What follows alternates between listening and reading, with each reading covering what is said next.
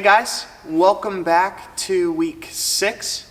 Yeah, it's week 6 of Origins. We have a lot to cover today, so I'm going to jump straight in. If you've missed a week, I would recommend going back to our YouTube channel or our Instagram and checking out previous weeks because we've covered a lot in this series. Today we're starting in Exodus, and we're going to try and cover the first 19 chapters of Exodus. I'm not going to sit here and read the first 19 chapters. I'm going to tell it to you like a story. So this is the Austin Garrett translation. I promise it's accurate. When we left off last week, we saw Joseph bring his whole family to Egypt with him. And there are a lot of people in his family. He's the 11th of 12 boys in the family. It's a lot of people, and they all come to Egypt, and they're known as the nation of Israel. In Exodus 1, God reaffirms this covenant, this commitment with their family, and he tells them, be fruitful and multiply. And man, do they take that seriously. And their family continues to grow and grow and grow, and everything is good. Well, 400 years later, there's a new Pharaoh, a Pharaoh who doesn't know God, who doesn't know all of the things that Joseph had done. All he knows is there's this growing faction of Israelites in his country. And he doesn't see the Israelites as a welcome addition. He sees them as a threat to power. So over the first 4 chapters of Exodus, this new Pharaoh has come to power and he's trying to destroy the Israelites. The first thing he does is he brutally enslaves them. This is the first slavery that we see that's actually like modern day slavery that we see in the early years of the United States. This is racially based slavery, and it's brutal and it's nasty. If you look at Egypt, you see all of these big structures that are built. Who do you think built them but the Israelites? The other thing that Pharaoh does is he institutes this law where every Israelite boy that is born is immediately taken and drowned in the Nile River. The thinking is if we kill all the boys, there's no way for this population to continue to grow. And so he makes a declaration that all Israelite boys are to be drowned in the Nile River. Thankfully, not everyone listened, because there's a mom who has a boy. And rather than drown him in the Nile, she puts him in a basket and she sets him down the river. Well, one day Pharaoh's daughter is out bathing in the river, and this basket comes up and she hears crying inside of it. And she sees that it's a baby. Immediately she sees a girl across the river who happens to be the baby's sister. And the sister says, hey, would you like me to go get a Hebrew woman to nurse and raise that child? And Pharaoh's daughter says, yes, go do it. And so the sister goes and gets her mom. And this baby in the basket is raised by his mother. And eventually this baby joins the home of Pharaoh. He becomes Pharaoh's grandson. This baby is known as Moses. Moses grows up, and he grows up in Pharaoh's household. And one day he's in the desert. And he sees this Egyptian man beating a Hebrew slave.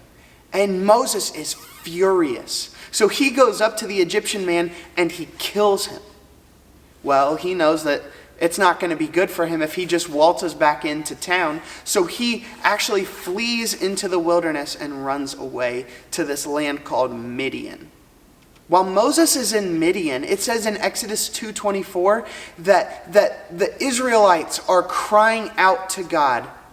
And in Exodus 2:24, it says that God heard Israel's groaning. He hears their cries for help, and God springs into action. He appears to Moses while he's in Midian. Moses stumbles into this cave, and all of a sudden he sees this bush. that's burning, but the fire is not consuming the bush. And it starts talking to him. It tells Moses, take off your sandals. You're on holy ground right now. You are interacting with God right now. And so Moses does, and he enters into this encounter with God in which God tells Moses, you're going to go back to Egypt. And Moses is freaked out already. You're going to go back to Egypt. You're going to go to Pharaoh. You're going to tell him to let the Israelites go. Okay, that's also not good. And Moses is extra freaked out because it says Moses probably had a speech impediment. So he's freaked out all the way around. He's scared of going home and confronting his reality of killing someone. He's afraid to approach Pharaoh. He's afraid to say, Pharaoh, let all of these servants and these slaves go. And he's afraid of public speaking. Moses has to be pretty freaked out. But Moses responds in obedience, and he goes. He goes where the Lord sends him. Here's what's interesting about this. God knows from the very start that Pharaoh is going to resist. He knows that Pharaoh is not going to want to agree. But he still gives him the chance to do so. So Moses approaches Pharaoh and he says, Moses, let my people go. And not only does Pharaoh reject it, but then he makes things harder for the Israelites. He says, you have to make these bricks, but instead of using straw like you used to, you're not allowed to. So he makes the work so much harder for the Israelites. And so God steps in, and God starts working to free his people. Over the next couple days and weeks, we see these plagues start to be carried out against Pharaoh and against the Egyptian people. We see God turn the Nile to blood. That's pretty nasty. Then we see frogs start just coming in swarms and surrounding everything. Then we see annoying gnats, flies. I think that those are like the flies on the beaches here that bite you. Horrible. Then all of their livestock die. And then people are covered in boils, like these giant pus-filled pimples all over their faces. And then hail starts to just pour down from the sky. And then locusts fill everything. And then there's darkness, like pure darkness, even during the middle of the day. And each day the Pharaoh rejects Moses, and he says he will not free the Israelites. Well, the 10th day, the 10th plague, is really difficult. This plague is known as the death of the firstborn. And so God is taking a page out of Pharaoh's own playbook. And he says every firstborn Egyptian boy is going to die. But, like always, God gives people a way out if they're obedient. He says if you slaughter a lamb and you paint the blood of the lamb over your doorpost, your son will be spared. But Pharaoh and many of the Egyptians don't obey, and their firstborn son is killed. Now that Pharaoh is completely broken, he finally agrees to Moses' demand that Pharaoh would let God's people go. And he tells them to get out of here. And so Moses and all the Israelites, they start making their way out of Egypt. It's called an Exodus. That is what the book is named after. It's them leaving Egypt. Immediately, Pharaoh regrets it. Pharaoh regrets his decision to let the Israelites go, so he starts chasing after them. He gets the whole army together, and they take after the Israelites, and they try to chase them down and bring them back. Pharaoh's army chases the Israelites all the way to the banks of the Red Sea, and it seems like the Israelites are trapped until Moses steps up to the water, throws down his staff, and the Red Sea parts, and the Israelites are able to cross the Red Sea. It's this miraculous moment in which God is intervening to save his people. So the Israelites start making their way through, and Pharaoh and his men start chasing after them. Once the Israelites get to the other side, Moses releases the waters back, and all of Pharaoh and his men drown in the Red Sea in the process. Right after this, we see Moses and the Israelites start singing this song, and it's one of the first songs that we have recorded in Scripture. It's in Exodus 15, and here are a couple of the highlights. They start singing that God is a reigning king, a king who confronts evil, who frees the slaves, who leads his people to the promised land and dwells among them. They just start singing this magnificent worship song in response to what God has done in freeing them from Egypt and delivering them from Pharaoh and this army in this miraculous way. Immediately after they finish this song in Exodus 15, they enter into this period of wandering in the wilderness. They're making their way to this land that God has promised them, but they start to whine pretty quickly. They start to say things like, "We were better off in Egypt. I wish we were back there. Slavery was better than this wandering." And it immediately poses the question, is Israel's heart almost as hard as Pharaoh's heart? So after reading about 3 chapters of Israel wandering in the wilderness, their story is brought to this climax in Exodus chapter 19 at Mount Sinai. They approach this mountain, and all of a sudden, this gigantic storm surrounds the mountain, and everyone gets freaked out. But it immediately becomes clear that it is God's presence settling on this mountain. God wants to be with his people. And so he asks them to come up and be with him, and everyone's too freaked out, so they won't do it. So, of course, Moses goes up to be with God.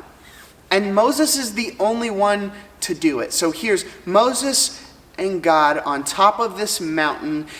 Moses is completely surrounded by God's presence.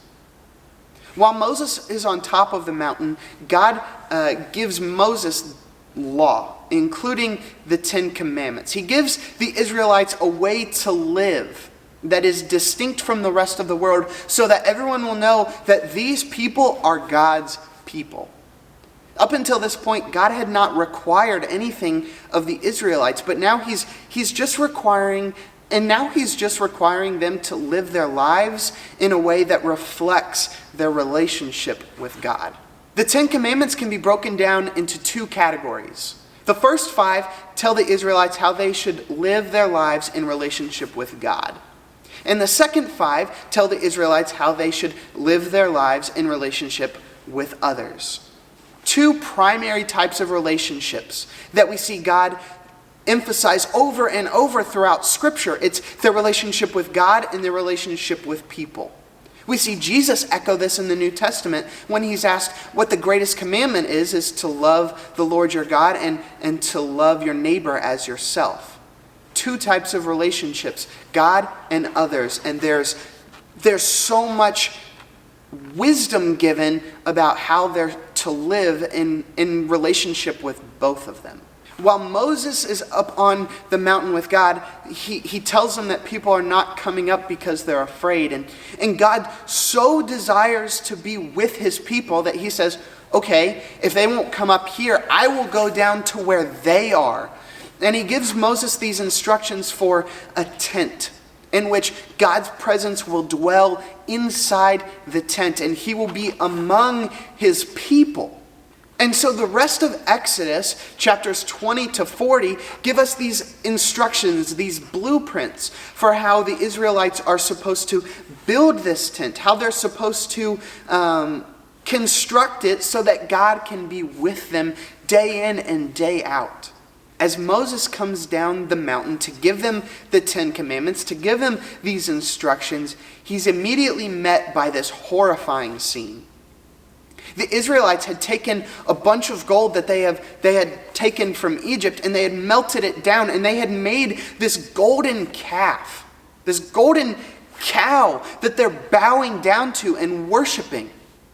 They're breaking the first 2 commandments on day 1. They're worshiping another god and they're worshiping idols. They're breaking the 2 biggest laws that they had just been given. And Moses is furious and God is furious. God says, Moses, what is wrong with these people? I should just start over all again with you and your family. And Moses intercedes. And Moses goes to God and he says, God, remember your promise. Remember your promise that you would never start over again. Remember your promise that this family, that this people group would be your people and that we would be blessed to be a blessing. Would you spare us? Would you hold firm to your promise? And the Lord hears Moses. He hears Moses. He responds with faithfulness. He keeps his promise and he communes with his people. There are a couple things that I think you need to know from the first 19 chapters of Exodus. The first is that God heard Israel's groaning and responded immediately. Israel cried out when things were not going well, and they took their complaints and their requests directly to God, and he reacted immediately. You and I need to react the same way. Whatever you and I are dealing with, we need to take it directly to God. That needs to be the first place that we take things, because he's the only one ultimately that can overcome any situation that we're going through. And he responds immediately. Whatever you're going through, take it to God. Take it to him first, and he will respond. The second thing you need to know is that God is undoubtedly the only God. When we read about the plagues, we think that these are just random things that God did in order to coax Pharaoh into letting the Israelites go. But as we look a little deeper, each one of the plagues is an affront, is an attack on one of Pharaoh's gods. Each one is an attack on Pharaoh's gods. And so in each of these moments, God is declaring that he is more powerful than these fake imagined gods of Pharaoh. It is abundantly clear that God is the one and only true God. The third thing you need to know is that God gives everyone a chance, even the worst people. God gives Pharaoh chance after chance. He gives the Israelites a chance to avoid death of their firstborn son. And these people, we would argue, don't deserve it. But God gave them a chance anyway, because God is, yes, he is just, but God is also merciful. And so even the people that we don't think deserve a second chance, God says that they do. And God gives them that chance to be faithful.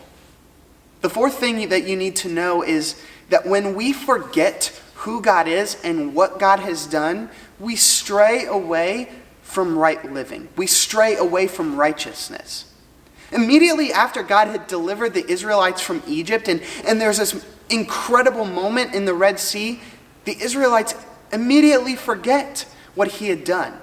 They immediately start complaining. They say that they would rather be enslaved than free and wandering in the desert. They've forgotten who God is and what he's done, and that leads them down a horrible path that ends up with them bowing down to this golden cow. You and I might not bow down to a golden statue of a cow, but we often forget who God is and what he's done in our lives. We forget about all of the times that he's been faithful. We forget about all of the help, all of the healing that he has provided for us. And it's when we forget those things that we stray away from him, and we start to live our lives in a way that is not good, that does not honor him, and that leads us farther and farther away from him. Don't forget. Don't forget what God has done in your life. He's done so many amazing things. Don't you dare forget. When we forget, nothing good happens. And we're just separated further and further from God. It doesn't have to happen. Just remember, daily, remind yourself daily of what he's done. The last thing that you need to know is that God desires to be with his people. God's people wouldn't come up and meet him on Sinai, so he went down to be with them. He loves his people so much that he will overcome obstacles in order to be with them. This is true when we look at how things were created to be. In Genesis, God intended to be with his people forever, and then we messed it up. And we see it in the New Testament when, again, God sends his son Jesus to come and be with us. And to die for us so that when everything is said and done, we can be with God forever in heaven. Jesus coming to be with us, God in flesh with us, is yet another example of God giving people who don't deserve it a second chance. We don't deserve God's presence with us, but he gives it to us anyway.